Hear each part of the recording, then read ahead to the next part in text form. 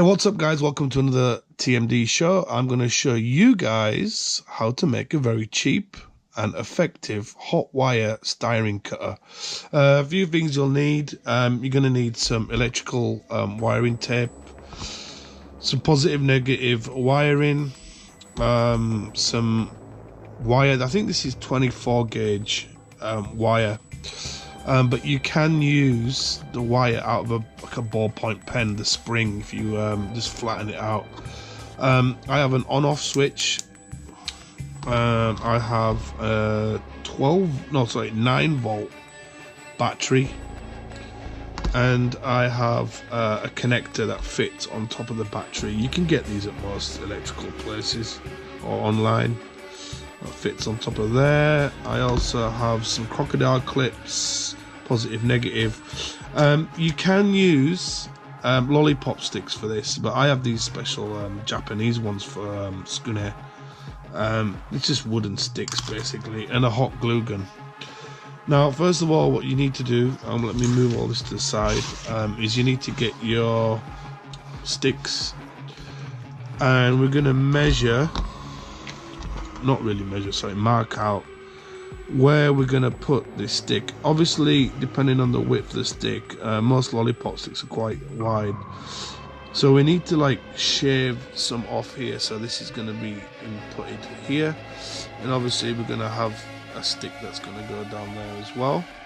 So let's first of all, let me get a pen and mark out where we need to shave this back a little bit. So I'm just gonna like slightly eyeball this, so we don't need that much really. I'm gonna take it right to the end. Fortunately, this is a little bit waxy, so maybe we should use a marker pen, might be a little bit better. So I'm gonna mark it there, that's the end, and maybe just take off that there. Get a knife. If you're a kid and watching this, this is not a toy by all means. Safety first, wear safety glasses and all that good stuff, because this is obviously a heated thing that we're making, and I don't want anybody to get injured out there. So I'm just going to shave this back a little bit, guys, and always rule of thumb, cut away from yourself. I know most modelers, there you go, that's pretty bang on, is that? It should be about there. I could get a little fancy and probably put a little divot in there. Well, I don't know if this is gonna work, but like I said, actually this video I'm doing is totally organic, so I have seen another demo on YouTube. That's where I got this idea from. But I'm building this my own way kind of thing, so it sits in that groove a little bit more.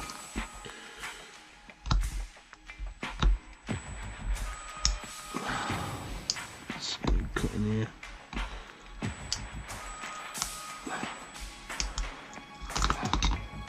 You could use a chisel or some sort there, but it just sits in there perfectly. Because I want the hot glue gun to, or the glue, sorry, to get in there. I'm gonna take that off. There you go. That sits perfectly. Can you see that?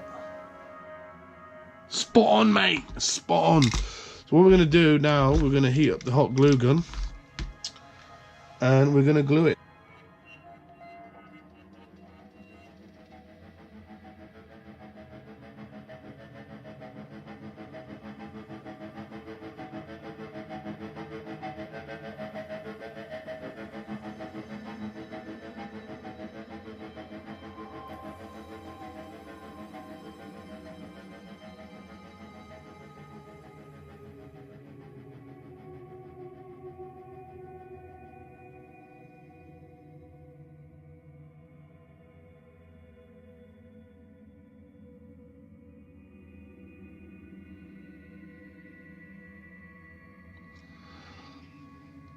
So once these parts are glued on, it should look something like this. Now off camera I did make a bit of a boo-boo.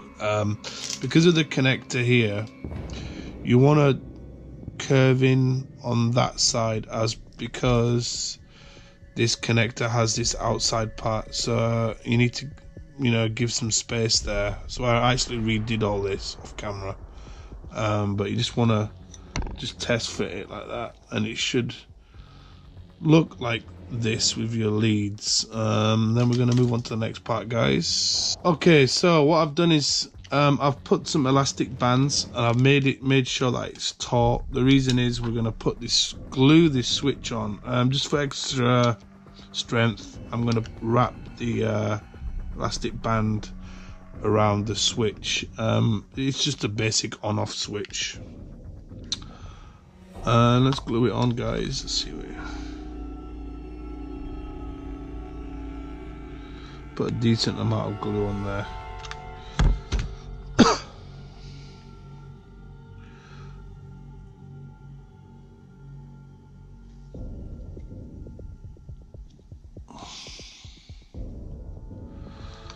Should look something like that. As that's setting, I'm gonna put this elastic band around it just to make sure that it's got some more strength on there. So it's looking good so far, guys, this little invention. Okay guys, now we are gonna prepare the electronical side. I've just got some wire here which I prepped up, and I've got some flux, and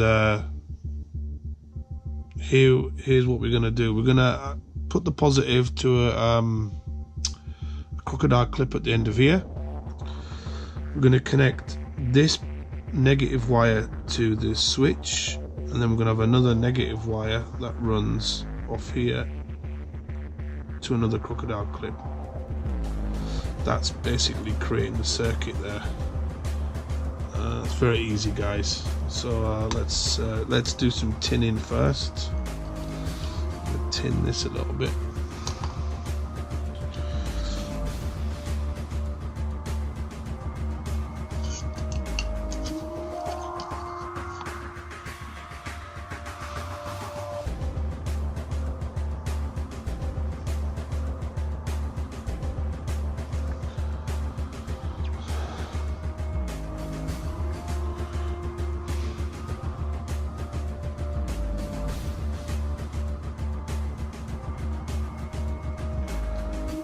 Should look like that, guys.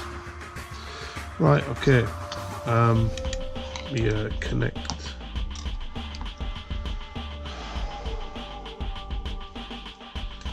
that to there. Some solder ready.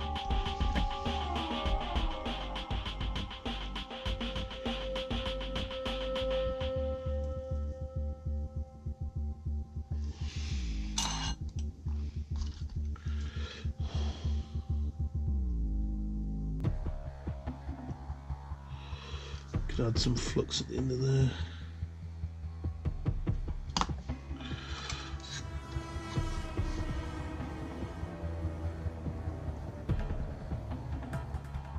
I think that's got it there, guys.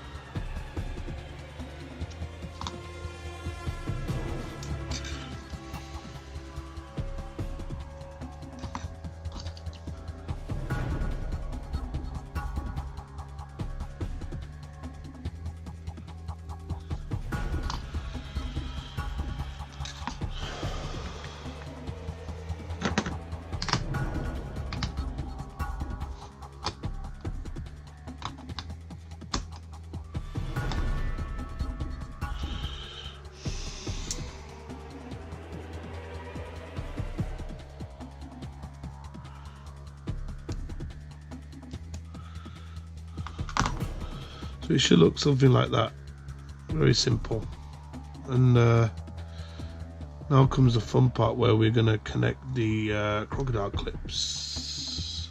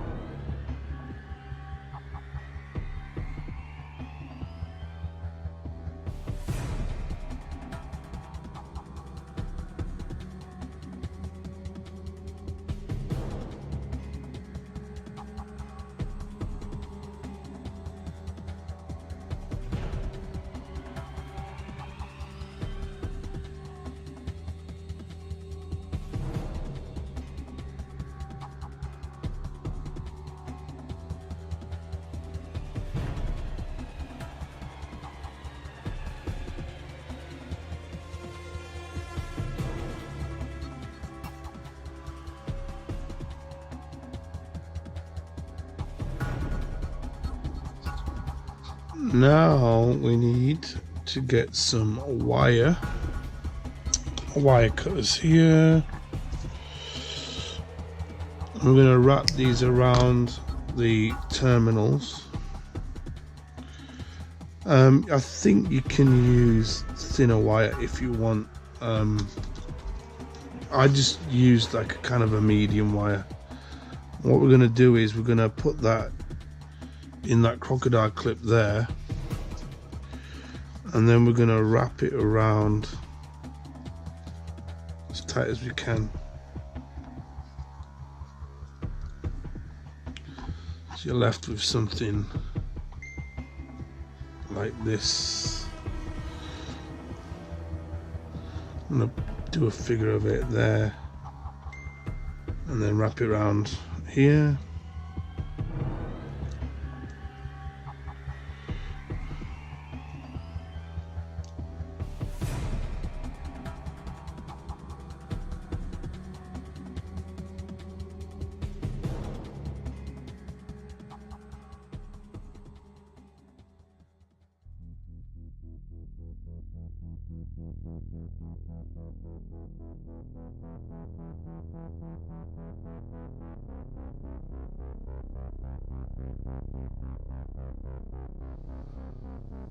Alrighty guys, so I did some bench testing with this, and I'm not quite sure if I made a mistake, but for some reason the 9-volt battery, it got very, very hot, like insanely hot. I was getting a bit worried, so I unplugged everything, and it basically stopped working for some reason, and I don't know why. I did use another battery. This worked fine. Again, started to cut out, so I'm not quite sure if the ohmage is something to do with that wire. It might be too thick. I used to vape. Well, I am a vapor. I will be getting back to vaping at some point, but I do know with Kanthal, you need to measure out your ohms over the wattage and stuff like that, so you can calculate that using a basic electronic meter thing. I'm thinking maybe this might work better with a thinner wire, because the same thing happened to this battery and it's cooled down now. But I think the theory of it is there, and what I might do is, there are other methods of making your own heater. Instead of having this battery here, you can use what they call like a jigsaw file. You get the handle and a coat hanger, and you just basically work it like that. But what I might do is I might actually get a USB lead and plug it into an external battery like this, and have it powered through the external battery to see what happens. But for some reason the 9-volt battery just cuts out after maybe, I don't know, about 30 seconds. It could be me having a bit of a wiring mistake, I'm not quite sure. But I mean, in theory it does work. It just needs perfecting a little bit more. So anyway, I hope this helps you guys build your own cutter. If there's anybody out there who's built one, please send me some messages on how you did it, or if I'm doing anything wrong on this video. But it does work, just that the power source needs correcting a little bit more. But I hope you enjoyed this, guys.